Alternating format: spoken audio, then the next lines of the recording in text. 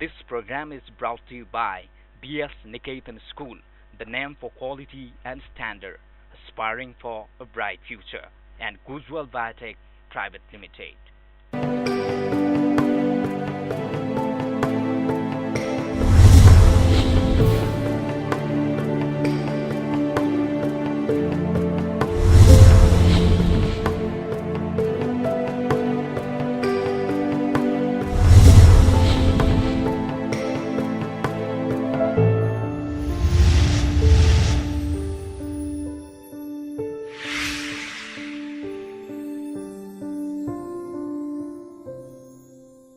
नमस्कार। सहकार्य, सहमति, समझदारी र सहअस्तित्वको प्रतीक कार्यक्रम सहयात्राको आजको श्रृङ्खलामा तपाईलाई स्वागत छ। म चन्दा घिमिरे। विकासमा साझेदारी र अधिकारका लागि पैरवी गर्ने सहयात्रा तपाईका हरेक सकारात्मक अभियानमा सहयात्री बन्न इच्छुक छ। कार्यक्रममा हामी विभिन्न सामग्रीका साथै मुलुकको विकासमा विशिष्ट योगदान पुर्याउने व्यक्तिसँगको संवाद प्रस्तुत गर्दछौं।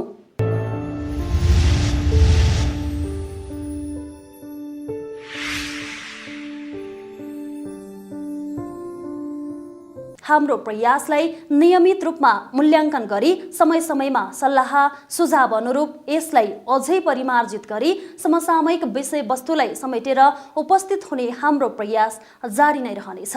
यस कार्यक्रमलाई तपाईले हौसला अनि प्रेरणा प्रदान गरिरहनु भएकोमा आभार व्यक्त गर्दै अबदेखि नियमित रूपमा न्यूज 24 मा हरेक हप्ता यसै समयमा कार्यक्रम सहयात्रा लिएर तपाई सामु उपस्थित हुनेछौं।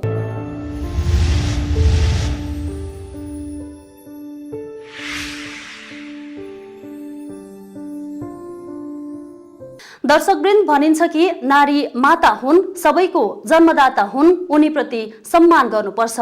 तर यी भनाई केवल मात्रै सीमित भएका छन् यो अत्याधुनिक भनिएको 21औं शताब्दीमा पनि।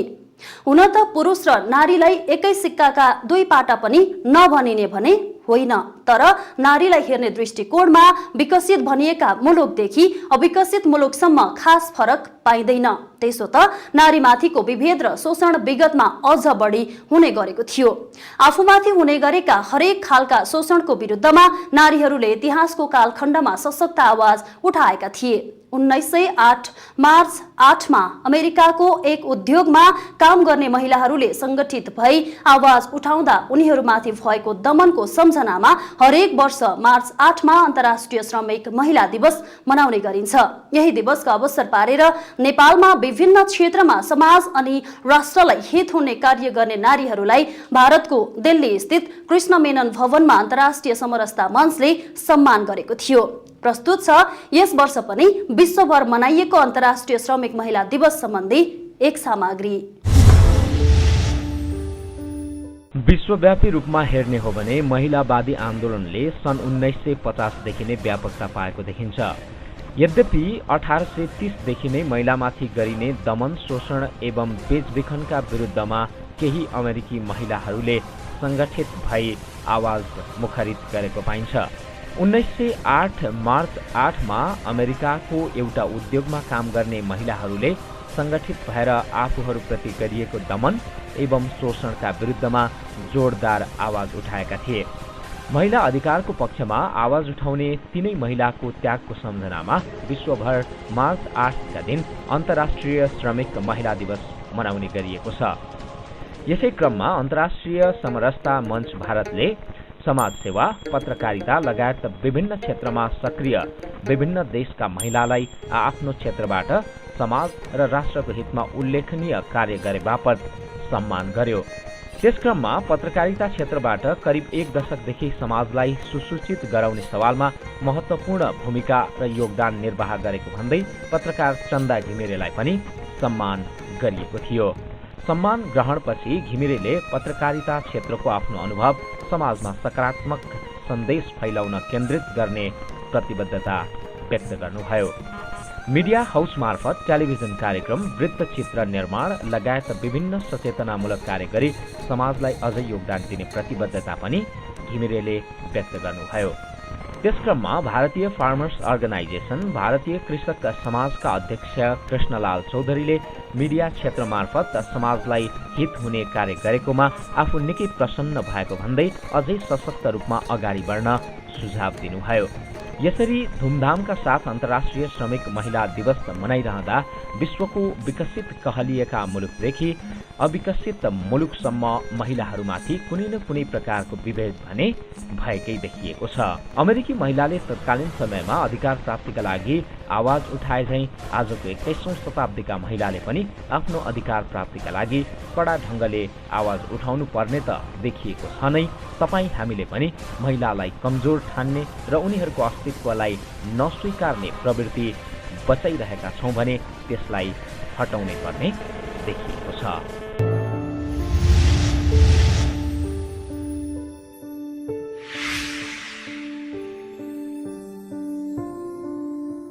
दर्शकवृन्द, अन्तर्राष्ट्रिय श्रमिक महिला दिवस सम्बन्धी यो प्रसङ्गपछि अबको क्रममा बेला भएको छ सहयात्रा संवादको। सहयात्रा संवादमा आज हामीले नेपालको बैंकिङ क्षेत्रलाई समेट्ने प्रयास गरेका छौं। नेपाल बैंक नेपालको पहिलो बैंक हो। यसको आफ्नै इतिहास छ। नेपालको पहिलो बैंक भएका कारण सुरुवाती चरणमा नेपाल बैंकले बैंकिङ क्षेत्रमा एक छत्र राज गर्यो। अहिले जस्तो प्रतिस्पर्धा नभएको तत्कालीन समयमा नेपाल बैंक शाखा पनि निकै उच्च थियो। हामी यिनै विषयको सेरोफेरोमा रही संवाद गर्दैछौं नेपाल बैंकका प्रमुख कार्यकारी अधिकृत महेश्वरलाल श्रेष्ठसँग। दर्शकवृन्द, सहयात्रा संवादमा यहाँलाई स्वागत छ। आजको सहयात्रा संवादमा हामी नेपालको बैंकिङ क्षेत्रसँग केन्द्रित रही कुराकानी गर्नेछौँ। आज हामीले नेपाल बैंकका प्रमुख कार्यकारी अधिकृत महेश्वरलाल श्रेष्ठलाई निम्ति आएका छौँ।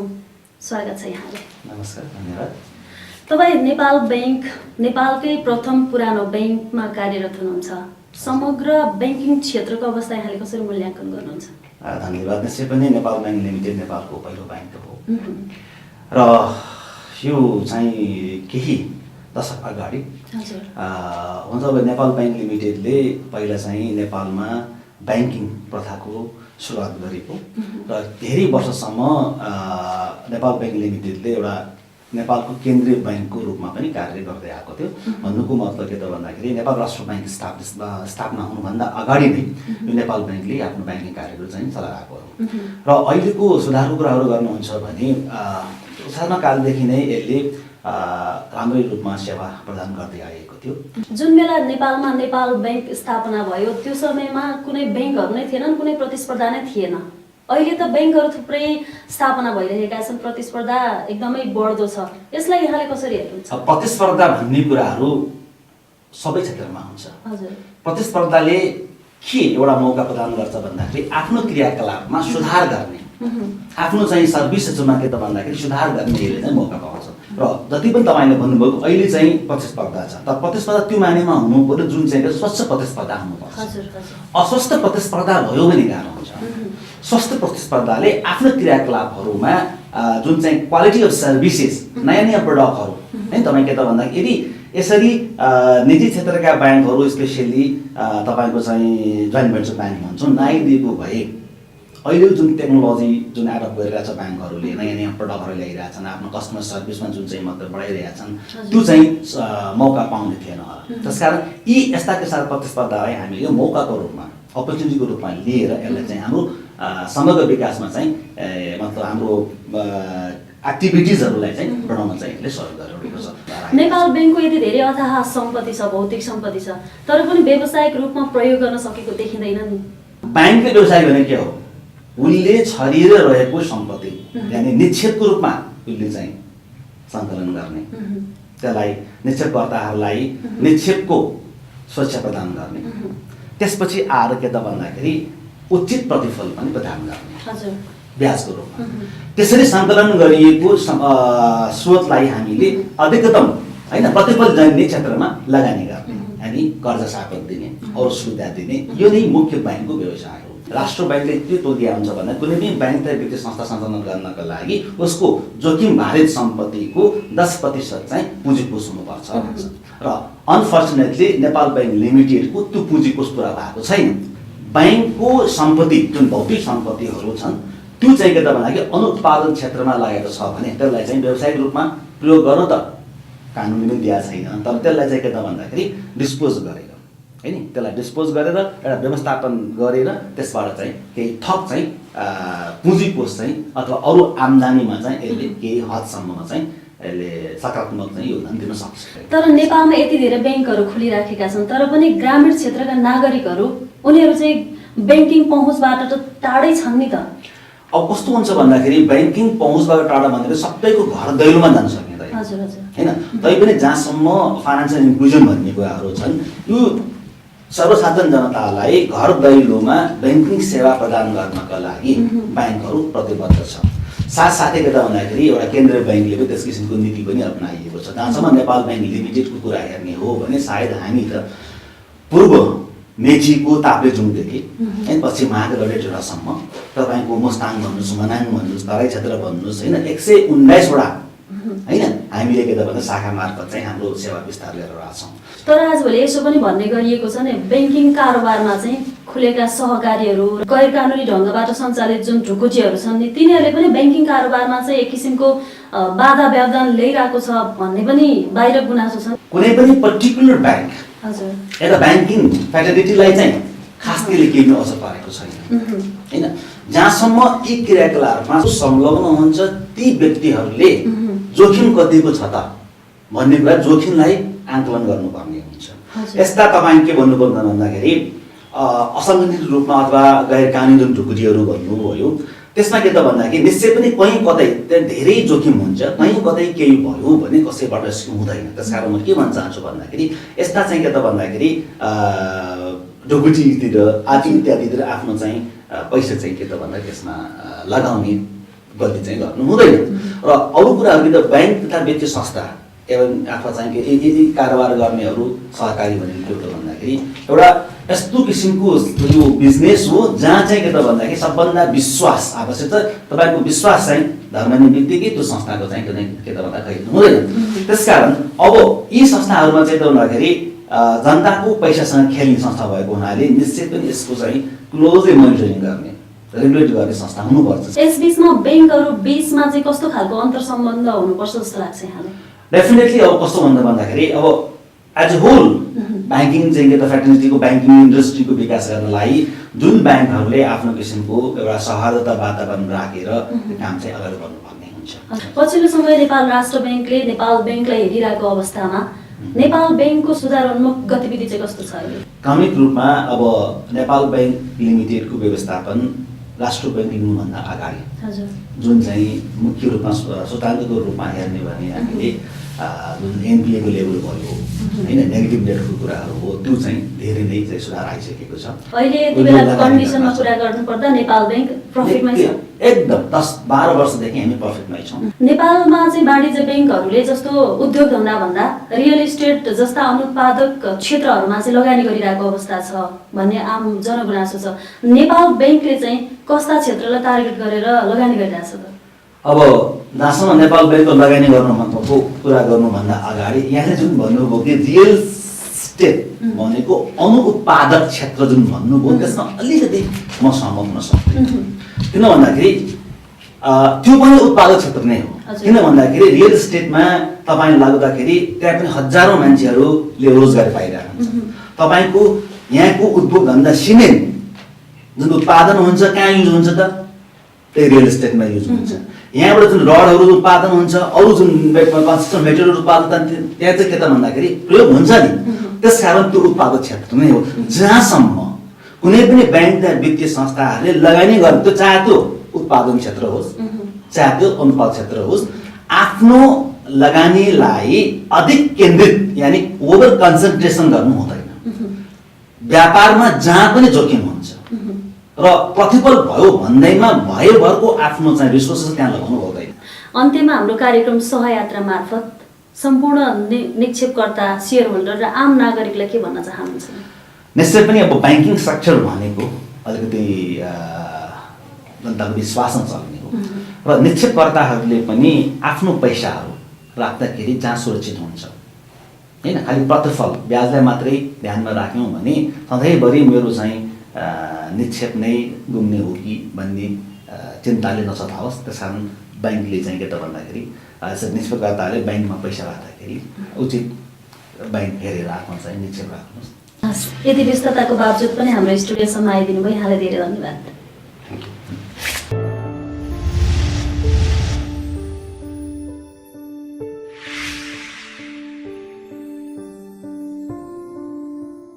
दर्शकवृन्द, सहयात्रा संवादपछि अबको क्रममा बेला भएको छ छोटो विश्रामको। सहकार्य, सहमति, समझदारी र सहअस्तित्वको खोजी गर्ने कार्यक्रम सहयात्रा तपाईसँग निरन्तर सहयात्रामा रहनेछ।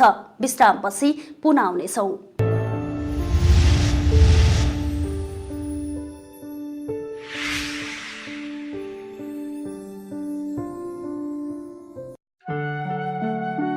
Explore, learn,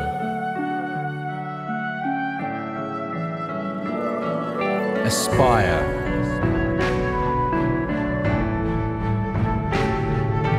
win.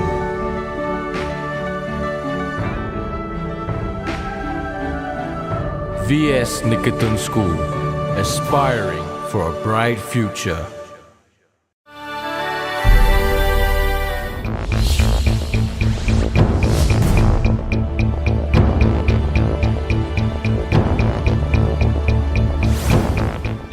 कृषि, पर्यटन, जलस्रोतको विकासमा लगानी गरी राष्ट्रलाई समृद्ध बनाउन लगानीको लागि हातेमालो गरौँ। 5 स्टार इन्भेस्टमेन्ट प्राली। Phone number 4410 537, email ssi2017@yahoo.com।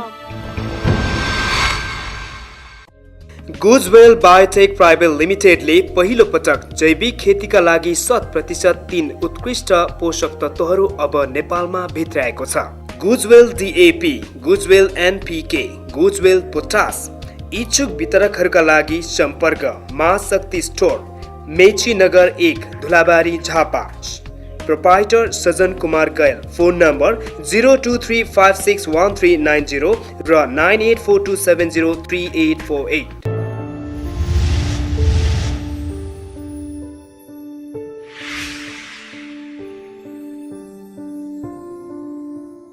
दर्शकवृन्द, यो छोटो विश्रामपछि पुनः स्वागत छ। अबको खण्डमा चर्चा गर्दैछौँ अर्को एक फरक प्रसङ्गको।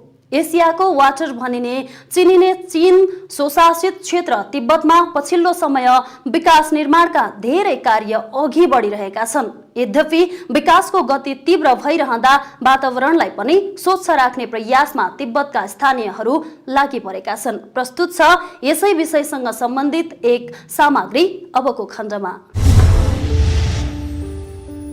Protecting the environment is a tradition for local people, and the government is willing to sacrifice development in exchange for preserving verdant hills and green waters, according to the chairman of Tibet Autonomous Region. Lobsang Jamkhan told that the Aboriginals living on the Tibet Plateau, also known as the roof of the world, and the third pole, Tibetans and other ethnic groups have developed a special sentiment and philosophy toward nature. Tibetans know we have to get along with nature harmoniously or we will be punished, he said. The interpretation of punishment in Tibetan Buddhism is karma. He said that according to local tradition, everything on earth has a meaning and a reason to exist, and these reasons must be respected. The chairman told how his father had taught him when he was a child. His father said that trees should not be felled or logging, nor should their branches be broken. Stones must be placed at the sources of drinking water to mark them as the sources of life. The punishment for disobeying this includes foreign matter growing on people's bodies if they break branches, and disaster for those who destroy water resources. The stories work even better than the law in our people's mind. They educate us to protect rather than damage our environment, he said.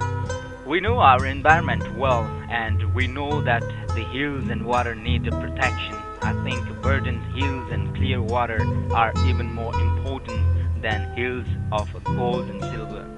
Tibet is also known as the water tower of Asia, and experts say the ecology at high altitudes is so fragile that if damaged, recovery will be almost impossible. The Autonomous Regions Environmental Protection Department says the environment on the plateau faces worsening desertification, soil erosion, and deteriorating biodiversity as climate change takes its toll globally. Measures have been taken in recent years to curb and reverse the situation. In 2013, local authorities cut cement production capacity by 200,000 metric tons, according to the local government's annual work report. The regional government handed out 2.83 billion yuan, that is 462 million, in subsidies to local people who preserve grasslands and forests by farming and herding in designated areas, withdraw from protected areas, and also for monitoring to prevent others from exploiting resources. By the end of last year, the regional government had invested 4.82 billion yuan in building an ecological safety screen. This State Council project was started in February 2009 and aims to pour in 15.5 billion yuan by 2030. Lobsang Jamkhan said, "We have the cleanest water, the most azure sky, the freshest air. These are the most precious assets of Tibet." He said that protecting the environment well is a contribution to the nation and also the Asian community. "I'd rather slow development to keep our green hills and clean waters," he said.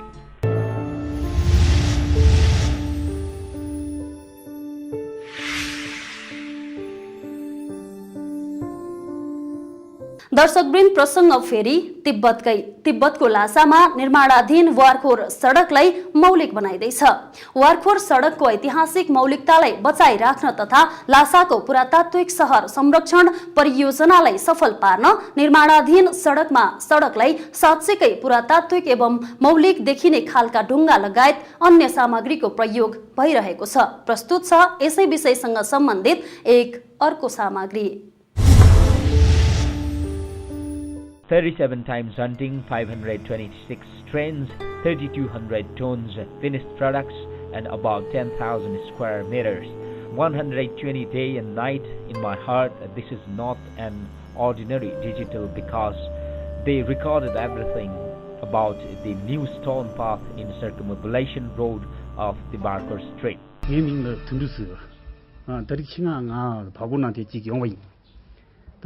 바구나 도제지 돈데즈니다 나다 도제 도티게 버르네 따테리 칸 도좀세 그래 가르세 그래 팅마 숨섭게. Since the third day of Tibetan New Year, I began to search for the stone, and I hunted from Jigaje region. Then I went to many other places. In Sanan, I also found several places. After that, I visited Lanuk Dagje. Totally, I have visited 36 places, but I didn't find appropriate stone. The stone I searched for not only must have a smooth surface, but also must have hardness and no cracks, because these are the requirements for this stone. The ancient city protection engineering is different from other projects because the requirements for materials are very high. Later, a friend told me that in the past, when he went to grazing, he saw some nice stone at somewhere. Then we too are dedicated to find. Finally, we found the satisfactory stone. Moreover, the old people of Barker Strait told me this stone is the same stone which was used in the ancient Barker Strait. So I already decided that I had to take a look after it.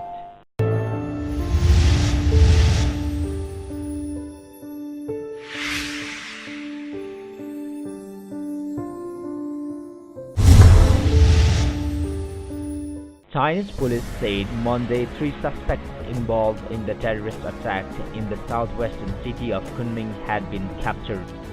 The knife-wielding attackers slashed frantically at crowds at a railway station in Kunming in southwest China's Yunnan province on Saturday, killing 29 people and injuring 143. The Ministry of Public Security said in a statement that the terrorist gang led by Abdurrahim Kurban was responsible for the attack. Police shot and killed 4 of them and captured an injured female attacker at the scene on Saturday night, the statement said. The health authorities said 20 of the 143 injured in Kunming are still in critical condition. 我们现在主要的工作就是第一步对伤员进行了这个有效的评估和判定。第二呢，就是为每个伤员都制定了个性化的治疗方案。从心理上讲的话，危机干预的话，它是有一个专门的治疗。因为患者的话，很多患者的话，实际上因为慢慢的通过这段时间以后，对家属的支持。Soon after the terrorist attack, Chinese President Xi Jinping ordered law enforcement agencies to strike out with full forces and bring those accountable to justice as soon as possible. Xi urged the greatest efforts to treat the injured and help those who have lost their loved ones. Chinese Premier Li Keqiang ordered police forces nationwide to beef up security, particularly at public places of big crowds.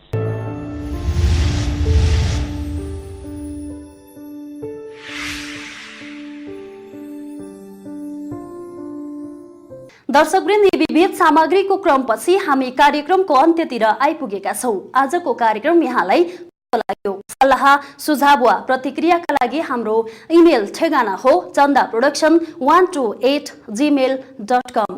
कार्यक्रम सहयात्रामा हामी तपाई दर्शकवृन्दको सल्लाह सुझावको अपेक्षा गरिरहेका छौं। कार्यक्रम सहयात्रा हरेक मंगलबार बेलुका 9 बजे, पुनः प्रसारण बुधबार 9:30 र बुधबार नै दिउँसो 4 बजे न्यूज 24 मा हेर्न नभुल्नुहोला। सहयात्राले सहकार्य, सहमति र समझदारी जब हुन्छ तब मात्र विकास सम्भव छ भन्ने मूल मर्ममा आफूलाई समाहित गर्ने गरेको छ। हामी यही अभियानमा दर्शकको सहभागिता सहित निरन्तर लागिरहनेछौं। कार्यक्रमको सम्पूर्ण टिम सहित म पनि बिदा हुन्छु। हवस् त, नमस्ते।